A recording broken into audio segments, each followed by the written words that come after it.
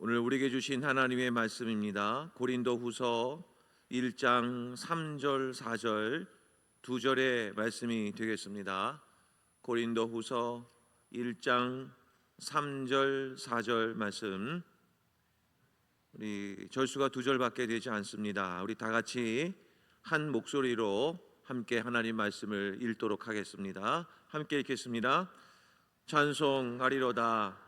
그는 우리 주 예수 그리스도의 하나님이시요 자비의 아버지시요 모든 위로의 하나님이시며 우리의 모든 환난 중에서 우리를 위로하사 우리로 하여금 하나님께 받는 위로로서 모든 환난 중에 있는 자들을 능히 위로하게 하시는 이시로다.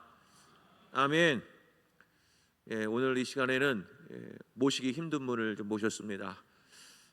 우리 손기현 전도사님 또 저희 교회에 오셔서 참 열심으로 우리 청소년부를 우리 맡고 또 섬기시는 우리 전도사님이신데요. 또 설교 부탁을 드렸을 때 또 이렇게 즐거운 마음으로 감당을 해 주셨습니다. 오늘 오셔서 말씀 전해 주실 때 많은 좀 떨림이 있을 텐데 좀 떨지 말라고 또 이렇게 힘차게 아멘도 좀 해주시고 또 주무시지 말고 저 이렇게 좀 반응을 좀 바로 해주셔야 또 우리 설교하는 자들이 힘이 많이 납니다.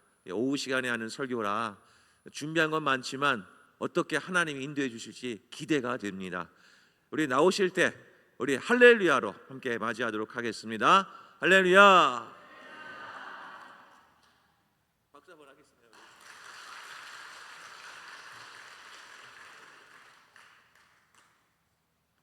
네, 감사합니다.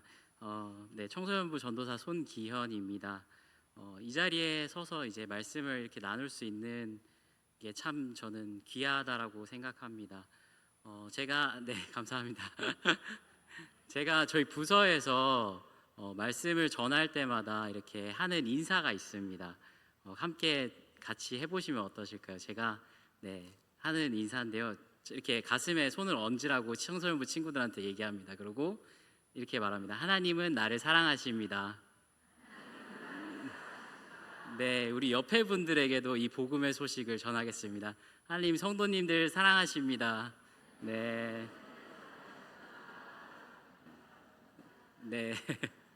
저희 마지막으로 저희도 고백하겠습니다. 하나님 사랑합니다. 네, 따라해 주셔서 감사합니다. 오늘 제가 성도님들과 함께 나눌 설교의 제목은 위로의 하나님입니다. 질문으로 먼저 설교를 시작하려고 합니다. 여기 계신 분들께서 생각하시기에 하나님은 어떤 분이신지 한번 묻고 싶습니다. 여호와 이레의 하나님, 준비하시는 하나님, 여호와 니시, 승리케 또 구원하시는 그런 하나님, 엘샤다이의 하나님, 전능하신 하나님, 만군의 하나님, 사랑의 하나님, 은혜의 하나님, 하나님의 모습에는 굉장히 많은 성품을 갖고 계시고 또 우리가 각자 만난 그 하나님께서 우리가 만나주신 하나님을 다들 생각을 갖고 계신다라고 저는 생각합니다. 저는 오늘 이 시간을 통해서 제가 만난 하나님이신 바로 위로의 하나님을 성도님들과 나누려고 합니다. 저에게 있어서 하나님은 저의 가장 낮은 순간에 저를 위로하셨던 하나님이셨습니다. 부족하지만 저의 고백을 통해서 성도님들께도 동일한 위로의 하나님을 만나는 그런 시간이 됐으면 참 좋겠습니다. 아멘. 성경책이 있으신 분들은 오늘 같이 성경을 고린도후서 1장을 같이 읽었었는데요. 어떤 단어가 계속해서 반복되는 것을 보실 수 있을 것입니다. 혹시 어떤 단어신지 찾으셨나요? 설교 제목과도 같은 바로 위로라는 단어가 계속해서 반복됩니다. 그래서 고린도후서 1장은 위로장이라고도 불리우는 그런 장입니다. 고린도후서는 바울이 자신이 산 소망이 끊어졌을 때라고까지 표현하면서 자기가 마치 사형 선고를 받았다라고 하며 그때를 표현하며 고린도 교회에게 말씀을 전하고 있습니다. 그런데 바울은 그 고난에 집중하는 것이 아니라 자신을 위로하신 하나님이 어떤 분이셨는지를 바로 이 고린도 교회에게 설명하고 있습니다. 먼저 고린도 후서에 쓰여진 이 위로라고 쓰여진 헬라어 단어가 있습니다. 헬라어 원어는요, 파라클레시스라는 단어를 사용합니다. 이 파라클레시스는 위로라고 이렇게 번역되었는데요. 이 파라클레시스와 비슷한 단어가 요한복음에도 등장합니다. 바로 파라클레토스라는 단어인데요.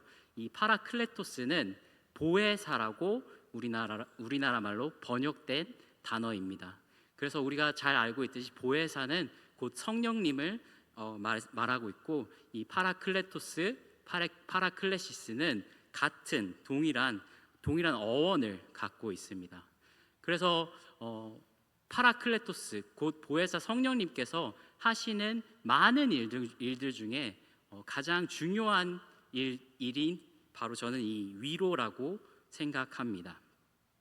요즘 시대를 우리는 경쟁 시대, 또 디지털 시대, 또 그 어떤 시대보다 세대 간의 갈등이 더욱더 깊어져가고 커져가는 시대라고 부르고, 또 우리는 그 시대에 살아가고 있습니다.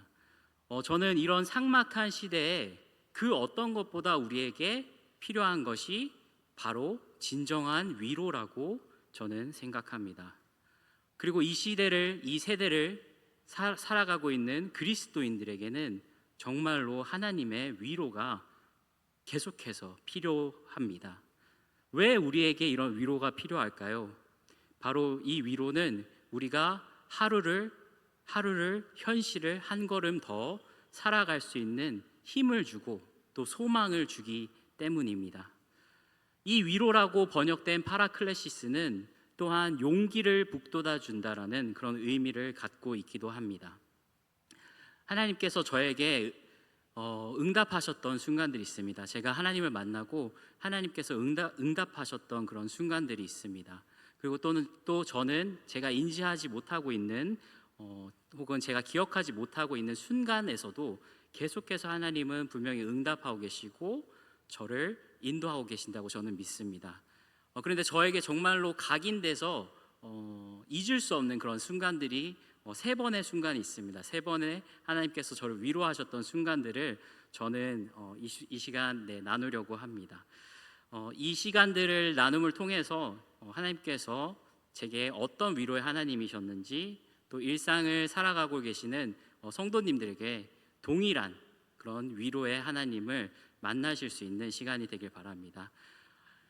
하나님께서 말씀하시는 위로의 첫 번째 말씀입니다. 첫 번째는 바로 하나님의 위로는 바로 내가 여기 있다입니다.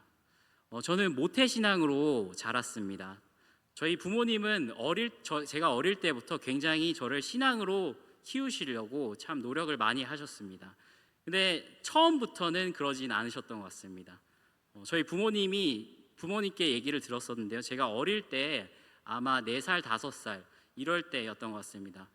그때 부모님께서 여러 사정으로 교회에 이제 예배를 드리지 못하게 되는 그런 날들이 있었다라고 얘기를 하셨습니다. 근데 그때마다 교회를 안 가게 되면은 희한하게 제가 아프게 됐다고 그렇게 말씀하셨습니다. 그래서 제가 어릴 때 병치레를 좀 많이 했던 기억이 있습니다. 그래서 몇 달씩 병원에 입원했던 적도 있었고요. 근데 부모님께서 가장 마음이 아플 때가 바로 이 자녀들이 아플 때가 아닌가 싶습니다. 하나님께서는 그거를 아셨던지 저희 부모님의 마음을, 신앙이 흔들리거나 그 마음을 돌이키시기 위해 부모님의 자녀이신 저를 아프게 만드셨다고 합니다. 근데 저는 하나님께서 저를 물론 인질로 삼으셔서 부모님의 마음을 돌리셨다라고 생각하진 않습니다. 모든 것들이 합력해서 하나님께서 그 선을 이루시기 위해서 저희 부모님의 마음을 계속해서 훈련하고 계셨고, 또 그 하나님이 원하시는 길로 인도하셨다라고 생각을 합니다. 그래서 저는 초등학교 이후로는 성인이 될 때까지 주일에 교회를 빠져본 적이 단 한 번도 없습니다. 근데 아이러니하게도 저는 교회에서 살았고 매주 주일 성소를 한 번도 빠진 적이 없을 정도로 교회에 몸담고 있었지만 저는 보이지 않는 하나님을 믿을래야 믿을 수가 없던 그런 사람이었습니다. 제가 아시는 분들도 아시겠지만 제가 선교사 아들 그리고 목사의 아들인데 선교사 아들이 혹은 목사의 아들이 무신론자가 될 수 있다고 생각하십니까? 네, 가능합니다. 네, 무신론자가 될 수 있습니다. 계속해서 저는 그 의심이 커져갔던 것 같습니다. 고등학교 때가 되면서 왜 우리는 잘 먹고 잘 사는데 지구 반대편에 있는 아프리카에 있는 아이들은 먹을 게 없어서 굶어 죽는가? 왜 하나님이 존재하시는데 이런 악과 또 아픔들이 계속해서 이 세상에는 일어나게 되는가? 이런데 어떻게 공평하신 하나님이라고 우리가 말할 수 있는가라는 그런 질문들이 계속해서 저에게 항상 있었습니다. 그리고 부모님과도 이 문제들 때문에 토론도 하고 또 부모님들에게 여쭤보기 질문도 하고 이랬던 기억이 있습니다. 네, 나중에 제가 이제 신대원에서 들어와서 이제 공부를 지금 하고 있는데요. 공부하다 보니까 이런 질문들, 이런 고민들을 저만 하고 있었던 게 아니더라고요. 많은 신학자들이 고민하고 있었고 또 이런 철학적인 질문들을 변증하는 신이 존재하는데 왜 세상에 악과 고통이 존재하는가를 변증하는 그런 조직 신학이 신정론이라는 것을 나중에 알게 되었습니다. 성인이 되고 이제 군대도 갔다 왔는데 여전히 하나님은 저와는 관계가 없는 먼 곳에 있는 분같이 느꼈고 교회를 다니고 교회에 몸담고 있음에도 하나님이 있다는 사실을 믿을 수가 없는 저에게 어떤 사건이 일어납니다. 바로 제가 대학교 때 만난 인연이 있습니다. 그 인연들을 만나게 되었는데요. 제가 사진을 부탁드렸는데 혹시 사진 띄워줄 수 있을까요? 네, 사진을 보시면은 제가 이제 중간에 이렇게 있습니다. 중앙에 있는 제가 아시는 분들은 아실 텐데 한국 대학생 선교회라고 CCC라는 대학 단체에 제가 이제 공동체 생활을 하게 됩니다. 이제 이 사진은 이제 제가 졸업할 때 마지막으로 이제 저렇게 떠나는 사람을 멋있는 표정만 짓게 하고 자신들을 망가지는 이런 사진을 찍어 주었습니다. 네, 이 공동체를 만나면서 제 인생이 조금은 변하게 됩니다. 제가 여기서 매일 성경을 묵상하게 됐고요. 아침에 성경을 묵상하지 않으면 아침밥을 안 줍니다. 그리고 벌금도 내야 됩니다. 그래서 성경을 묵상해야 됐고 또 성경 묵상한 것을 나누고 또 매일 밤마다 기도해야 되고 또 매주 다들 모여서 전도를 해야 됩니다. 네, 그런 삶을 살게 되다 보니까 굉장히 저는 행복하고 기뻤던 생활을 했던 것 같습니다. 예수 안에서 이렇게 함께 하는 것이 이렇게 좋고 기쁜 줄 몰랐는데 이때 제가 그 맛을 조금은 보았던 것 같습니다. 주님 안에 있는 게 이렇게 주님 안에서 함께 있는 게 굉장히 좋은 거구나라고 느꼈던 것 같습니다. 그런데 다들 아시다시피 사람이 모인 곳에는 사람이 또 함께 이렇게 사는 곳에는 항상 문제가 따라오게 됩니다. 더군다나 이제 간사님들이 계시긴 했지만 20대 대학생 청년들이 이렇게 함께 산다고 하면은 작은 문제들마저 크게 만들 수 있는 그런 일들이 많았습니다. 저는 이곳에서 제 인간관계에 대한 미숙한 부분들을 굉장히 많이 보게 됩니다. 인간관계 때문에 관계가 틀어지고 싸우게 되고 오해하게 되고 또 서로 상처 주기도 하고 아프게 하는 그런 순간들이 있었습니다. 그제서야 제가 이제 내가 사람들과의 관계 때문에 굉장히 스트레스를 많이 받는 사람이구나. 그리고 나에게 있어서 사람들과의 관계가 굉장히 중요하다라는 것을 또 느끼게 됩니다. 문제는 이 관계가 생각보다 쉽게 회복되지가 않는 것입니다. 사람들에게 상처를 주고 아픔을 남기게 되면서 그때 제가 이런 고민이 들었습니다. 내가 분명히 성경 공부도 열심히 하고 전도도 열심히 하고 말씀도 많이 읽고 기도도 열심히 하는데 왜 하나님은 나를 돕지 않을까? 이런 것들을 많이 느꼈던 순간들이 있었던 것 같습니다. 그래서 아이러니하게도 제가 이 대학생 단체에 있음에도 불구하고 저는 스스로 하나님이 없다라고 결론 내립니다. 하나님은 없다라고 이렇게 말합니다. 하나님이 존재하지 않는다라는 것이 내가 어려움을 겪고 있고 내 상황 때문에 이런 결론을 내리게 되었습니다. 그래서 저는 이 순간이 굉장히 저에게 있어서는 깊은 어둠의 순간과 또 아픔의 시간이었기도 합니다. 아마 조금 어려서 그런 판단을 했지 않을까 싶습니다. 지금 돌아보면은. 근데 그 순간 참 신기한 일이 있었습니다. 제가 하나님이 없다라고 결정하는 바로 그 순간에, 결정짓는 그 순간에 제 머릿속에 갑자기 한 크게 새겨진 글자가 있었습니다. 그게 바로 첫 번째 하나님의 위로인 내가 여기 있다라는 그 말씀이었습니다. 제가 하나님이 없다라고 스스로 결정을 했는데 내가 여기 있다라고 말씀하시는 하나님을 만나게 된 사건이었습니다. 이 사건은 정말로 저에게 있어서 각인이 되었습니다. 기억에 각인이 되어서 잊혀지지가 않는 순간입니다.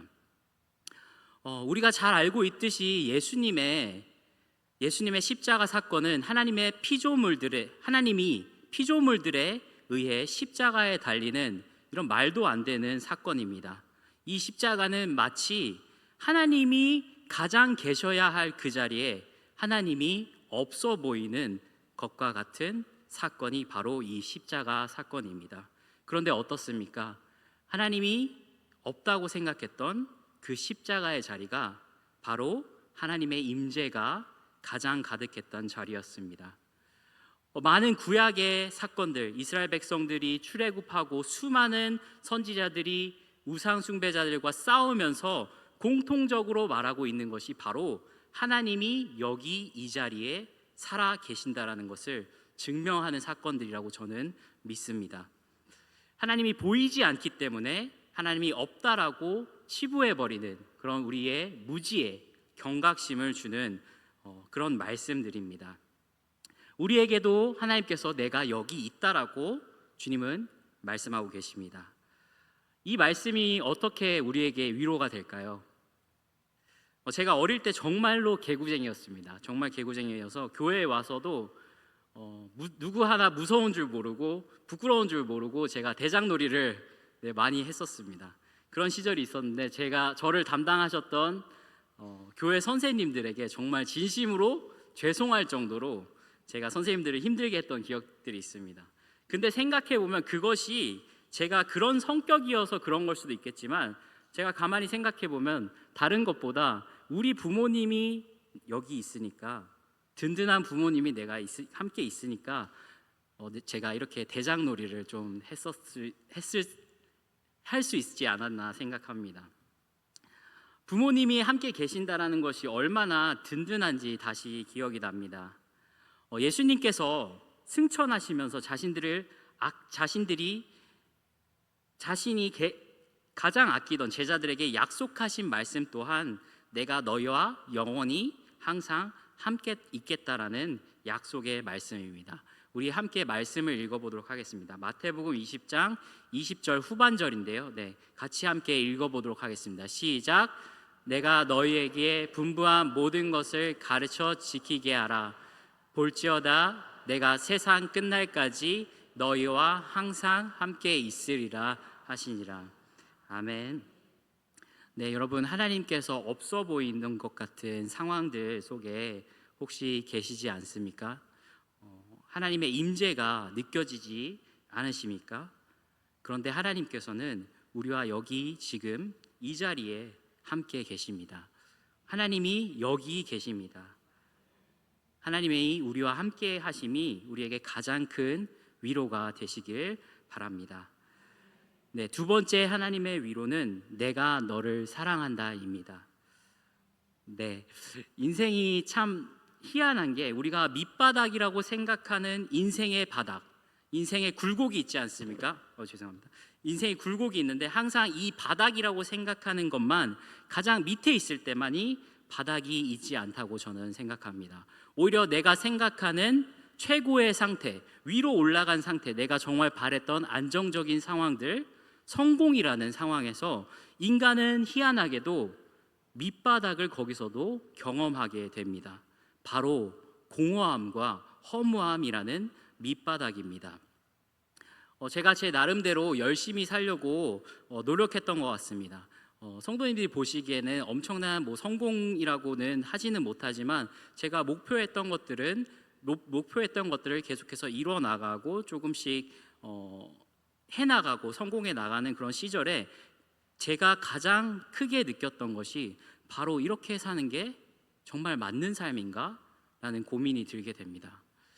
그냥 스스로 만족하고 나 혼자만 잘 사는 삶에 대한 바로 허무함과 공허함을 느끼게 된 것입니다. 아이러니하게도 가장 잘 되고 있을 때, 내가 원하는 방향의 삶이 잘 나아가고 있을 때 도리어 그곳이 저의 밑바닥이 될 줄은 저는 상상하지 못했던 것 같습니다. 이렇게 우리의 인생이 위로 잘 돼도 혹은 아래로 바닥을 치고 못 되어도 그곳에 하나님께서 한계를 그어 놓으시고 허무함을 또 느끼게 하시고 공허함을 느끼게 하신 것이 저는 하나님의 계획하심이라고 믿습니다. 그 한계를 느꼈던 곳에서 저는 하나님의 십자가의 사랑을 뒤늦게 다시 한번 경험하게 됩니다. 제가 어느 날 직장에서 평범하게 직장 생활을 하다가 돌아오고 퇴근하는 집에서 갑자기 제가 어떤 환상 같은 걸 보게 됩니다. 어떤 환상이었냐면요, 십자가가 있고요, 십자가에 예수님이 달려 있고 그 밑에 제가 그 십자가 아래서 고개를 숙이고 있는 그런 모습을 보게 됩니다. 그 순간 제가 이 십자가가 사실은 예수님이 달려야 되는 것이 아니라 내가 달려야 되는 것이었구나라는 것을 깨달았던 순간이었습니다. 제가 청소년부 아이들에게 예수님이 누구냐라고 물어보면요, 바로 아이들이 대답합니다. 십자가에 나의 죄를 대신해서 죽으신 분이라고 이렇게 대답합니다. 저도 마찬가지였습니다. 머리로는 예수님께서 나 대신 죽은 것을 아는데 가슴은 전혀 뜨겁지 않은 그런 믿음을 유지하거나 혹은 그런 믿음조차 없었던 날들이 계속되어서 지속됐던 것 같습니다. 근데 유독 그날은 제 가슴으로 십자가가 나를 대신해서 예수님께서 죽으셨다라는 그 사랑을 깨닫게 되는 순간이었습니다. 제가 이렇게 겪었던 이야기를 최대한 생생하게 성도님들께 전달하려고 하는데 이거를 말로 표현하려니까 너무 어렵습니다. 눈물이 매일 났습니다. 이 사건이 있는 이후로 눈물이 매일 그치지 않고 매일 났습니다. 정말 매일 울면서 한 달을 넘게 그렇게 보냈던 것 같습니다. 그리고 가슴이 뜨거워져서 당장이라도 무언가를 해야 된다라고 결단했습니다. 그래서 제가 부모님께 지금 당장 저는 선교 가야겠습니다라고 그렇게 말씀을 드렸던 기억이 있습니다. 예수님의 복음을 전하지 않고는 가만히 있을 수가 없다라고 제가 그렇게 말했습니다. 그제서야 이제 저희 부모님께서 저희 권해주셨던 것이 바로 장신대 신대원에 이렇게 입학할 것을 권유해 주셨습니다. 제가 정말 하기 싫었던 일이 바로 사역자입니다. 청소년부 사역자, 전도사, 목사, 이 길은 제가 절대로 안 됩니다라고 했던 것이 목사는 절대 안 한다라고 생각을 했었는데 주님의 사랑을 깨닫게 되니까 마음이 뜨거워서는 이제는 신대원을 가지 않으면 안 될 것만 같았습니다. 그리고 또 한편으로는 이런 마음도 들었습니다. 나 같은 사람이 나 같은 내주제에 무슨 신대원을 가냐, 나 같은 사람이 무슨 목사님을 감히 할 수 있겠냐, 이런 생각들이 저에게 계속해서 다가왔던 것 같습니다. 자신도 사실 없었습니다. 근데 그때부터 제가 기도할 때마다 주님은 제게 하신 말씀이 바로 내가 너를 사랑한다라고 답해 주셨습니다. 제가 못하겠어요 라고 얘기했는데도 주님께서는 내가 너를 사랑한다, 이 말씀밖에는 하지를 않으셨습니다. 다른 길은 안 될까요? 좀 더 편한 길, 좀 더 편하지는 않더라도 다른 길도 많잖아요 라고 질문하고 기도해도 그저 하나님께서는 단 한 가지 대답만 말씀하셨습니다. 기현아, 내가 너를 사랑한다. 기도할 때마다 너를 사랑한다의 답변의 연속이었던 것 같습니다. 여러분, 사랑은 쉽지 않습니다. 다들 아시죠? 네, 사랑은 쉽지 않습니다. 사랑은 그냥 말처럼 쉽게 할 수 있는 게 아닙니다. 네, 사랑은 자신을 내어주는 것이고, 사랑은 오래 참는 것입니다. 근데 그 사랑을 하나님께서는 저에게 이미 계속해서 주고 계셨고, 또 그 사랑을 주시겠다라고 약속을 계속해서 저에게 주셨던 것 같습니다. 기현아, 너가 신대원을 가든지 무엇을 하든지 내가 너를 사랑한다. 우리에게 하나님은 동일하게 말씀하고 계십니다. 꼭 목회자의 길만이 저는 하나님이 원하시는 십자가의 길 혹은 사랑의 길이라고 생각하지 않습니다. 그렇게 말하는 것도 아닙니다. 우리가 주님을 믿고 따른다라는 의미는 우리 모두가 십자가를 지고 주님을 따르겠다라는 의미와도 같습니다. 네, 마태복음 16장 24절 말씀을 우리 함께 읽었으면 좋겠습니다. 다 같이 읽겠습니다. 시작. 이에 예수께서 제자들에게 이르시되 누구든지 나를 따라오려거든 자기를 부인하고 자기 십자가를 지고 나를 따를 것이니라. 아멘. 네, 제가 질문 하나 드리겠습니다. 하나님이 가장 원하시는 것이 무엇이라고 생각하시나요? 하나님이 가장 원하시는 것이 무엇일까요? 하나님이 가장 원하시는 것이 바로 나입니다. 나. 네, 한번 하나님이 가장 원하시는 것이 나입니다. 한번 해보시겠습니다. 하나님이 가장 원하시는 것이 나입니다. 네, 여러분, 그것을 증명하는 것이 바로 제 뒤에 있는 십자가입니다. 세상의 그 어떤 것보다 나를 사랑하시는 하나님이 나를 원하셔서 나의 존재를 원하시고 나와의 깊은 관계를 맺기 원하셔서 그 값을 지불하신 그 증거가 바로 예수님의 십자가입니다. 그래서 우리는 모두 빚진 자입니다. 내 인생 모두를 드려도 어떤 값을 지불해도 절대로 갚을 수 없는 것이 바로 하나님의 사랑입니다.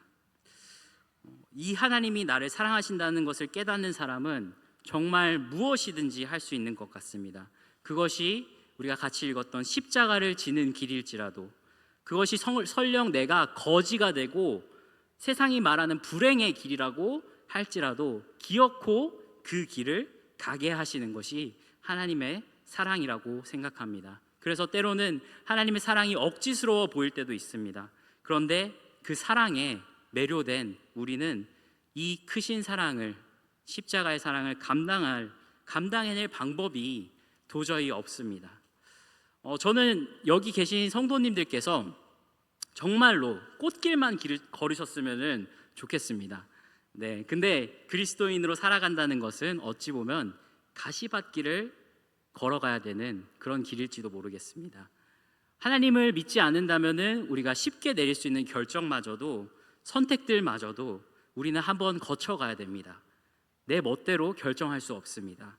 하나님께 우리가 질문하고, 하나님 이게 맞나요? 라고 나의 보스이신, 나의 주인이신 우리 하나님께 결제를 받아야 합니다.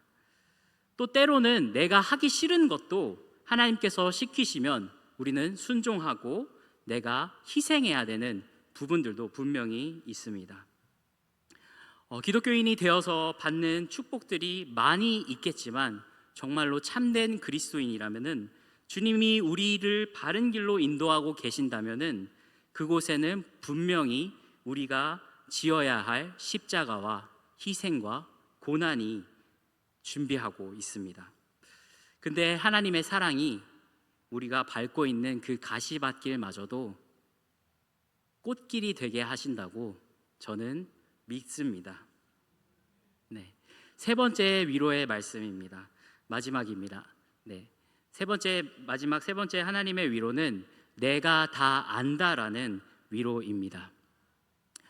우리 시편의 말씀을 함께 읽어봤으면 좋겠습니다. 시편 말씀 139편 1절 말씀입니다. 다 같이 읽겠습니다. 시작. 여호와여, 주께서 나를 살펴보셨으며 나를 아시나이다. 아멘.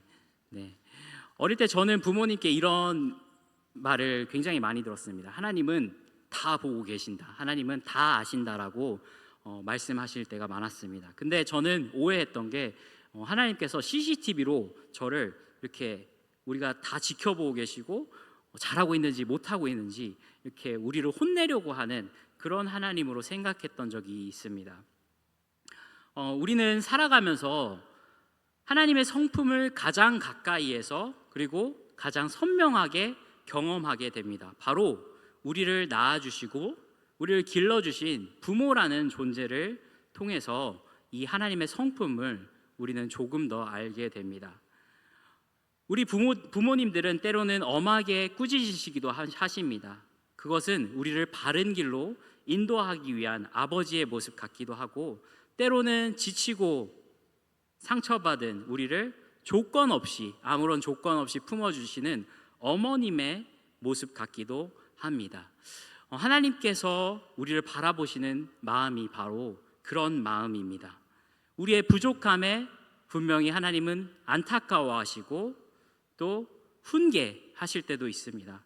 그러나 결국에는 다시 우리를 따뜻하게 보듬어 주시는 그 사랑, 저는 부모가 자녀를 향해 가지고 있는 그 애틋하고도 복합적인 마음이 바로 하나님의 본질이라고 생각합니다.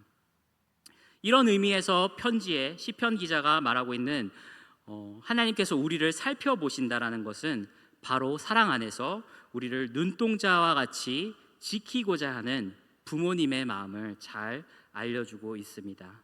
그리고 그런 하나님의 성품을 우리가 알아가게 되고 그 성품을 우리가 닮아가게 되려고 할 때 우리는 참 아이러니한 그런 상황들을 계속해서 마주하게 됩니다. 주님의 뜻대로 그리스도인으로 살아가려고 노력할 때 억울한 일들이 굉장히 많이 생길 수 있는 것 같습니다. 그런 일들을 겪게 됩니다.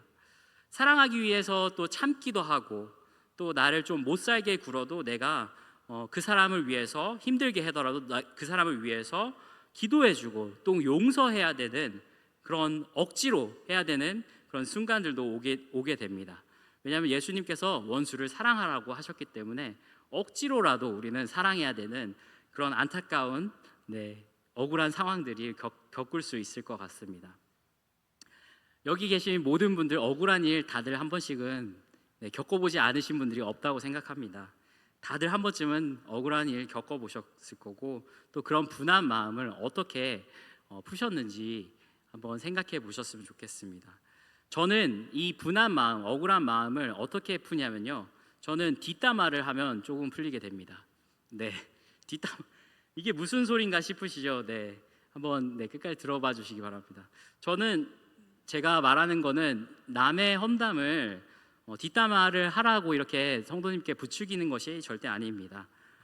왜냐하면 뒷담화는 결국에는 장기적으로 봤을 때 자기 자신에게 본인에게 가장 안 좋은 영향들을 끼치기 때문입니다. 그리고 예수님께서도 남을 비판하지 말라고 남을 정죄하지 말라고 분명하게 말씀하셨습니다. 근데 우리는 왜 그럼에도 불구하고 다른 사람의 험담을 하게 될까요? 다른 사람의 험담을 들어주는 사람이 그 문제를 해결해 주지도 않습니다. 근데 그 사람이 복수해 주지도 않습니다. 그럼에도 불구하고 우리는 다른 사람의 이야기를 험담하고 뒷담화를 하게 됩니다. 제가 근데 생각해 보니까 이게 문제가 해결되어서 뒷담화를 하는 게 아닌 것 같습니다. 그저 다른 누군가가 나의 힘듦과 나의 어려움과 나의 이 아픔을 알아주고 알고 있고 이해한다는 것, 이 하나만으로도 내 화가 조금은 누그러지고 내 억울함이 조금은 풀리는 그런 상황들을 저는 마주했었던 것 같습니다. 저도 인간인지라 뒷담화를 자주 합니다. 그런데 저는 뒷담화를 들어주는 상대가 사람이 아닌 하나님께 하려고 노력합니다. 억울한 일이 생기고 또 복수하고 싶은 그런 마음이 들고 용서하고 싶지 않을 때 하나님께 그 억울함을 기도함으로 저는 저만의 그런 뒷담화를 풀어가려고 노력하는 것 같습니다. 이 뒷담화를 했을 때 하나님께서 또 신기하게 저에게 주신 위로가 있습니다. 그게 바로 기현아, 내가 다 안다 라고 말씀하시는 위로의 말씀이었습니다. 누구한테 정말 하소연할 것도 없으시고 또 특히 남자분들은 정말 이야기를 하지 못해서 정말 술로 속을 삭히시는 그런 분들도 있을 거라고 생각합니다. 화병이 걸리시는 그런 분들도 있을 거라고 생각합니다. 그런데 그런 우리의 마음을 또 우리의 그런 상황을 우리 주님께서는 다 알고 계십니다. 네, 너 나 때문에 억울한 일 생겼구나. 너 나 때문에 힘든 일 겪고 있구나. 우리 하나님은 우리를 깊이 이해하시고 아시는 공감의 하나님이십니다. 오죽하셨으면 하나님이 우리를 더 잘 이해하기 위해서 사람의 몸으로 이 땅 가운데 오시지 않았습니까? 그리고 가장 처참한 십자가를 통해 인간의 고통을 경험하시고 또 느끼시고 공감하셨습니다. 하나님은 또한 이 고통을 그냥 알고 계신 것만이 아니라 그 아픔들을 우리들에게 축복으로 바꾸시기 위해서 지금도 일하고 계시고 또 우리를 이끌고 계십니다. 네, 우리의 머리털까지도 다시 세시고 계시는 그 하나님이 우리를 다 알고 계십니다. 네, 이 시간 우리 찬양팀 나와주시면 저희 함께 찬양을 함께 하고 기도로 제 설교를 마무리하려고 합니다. 여러분, 주님이 다 아십니다. 주님이 다 알고 계십니다. 주님께서 여러분의 상황과 환경과 여러분의 어려움 모두 다 아십니다. 그리고 우리 앞에 펼쳐질 미래와 우리의 끝날까지도 우리 주님이 다 아십니다. 우리 주님이 여러분의 마음과 상황 모든 형편을 다 알고 계신다는 것이 여러분의 위로가 되기를 바랍니다. 네, 이 시간 우리 함께 모든 것 아시는 주님 찬양하도록 하겠습니다.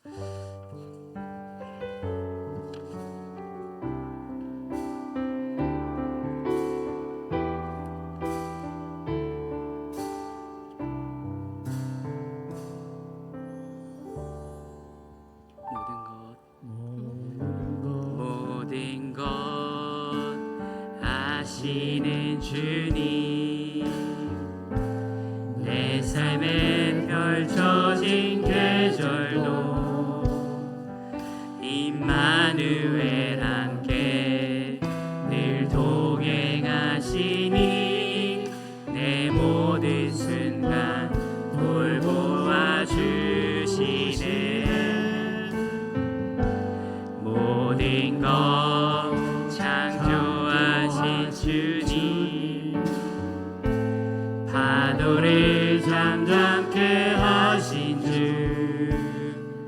실수가 없으신 신실한 하나님, 내 모든 순간 풍성케 하시네. 찬양해 오늘 주 만물 다스리는 완전한 하나님, 내 선하신 목자. 찬양해 합력해 주 뜻 이루시는 위대한 하나님, 사랑의 인도자 예수. 다시 한번 찬양하겠습니다. 모든 것 아시는 주님, 모든 것 아시는 주님, 내 삶에 펼쳐진 계절도 임마누엘 함께 늘 동행하시니 내 모든 순간 돌보아 주시네. 모든 것 창조하신 주님, 파도를 잠잠케 하시주, 실수가 없으신 신실한 하나님, 내 모든 순간 풍성케 하시네. 찬양해 오늘 주 만물 다스리는 완전한 하나님,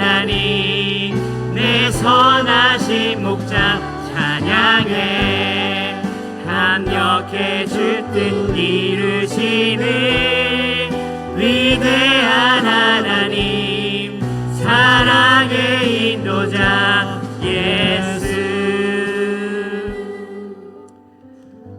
주님 감사합니다. 우리를 사랑하시고 우리를 다 알고 계시고 또 우리와 함께 하시는 그 하나님을 우리가 의지하기 원합니다. 그 하나님으로부터 우리가 위로를 받길 원합니다. 이번 한 주간을 살아가시는 우리 성도님들 주님께서 깊이 만나주시고 또 주님을 경험할 수 있는 그 한 주가 되게 하셔서 하나님을 더욱더 사랑하고 십자가의 그 길을 걸어갈 수 있는 우리 모두가 될 수 있도록 주님 축복하여 주시고 주님 함께하여 주시옵소서. 감사합니다. 이 모든 말씀 예수님의 이름으로 기도드립니다. 아멘.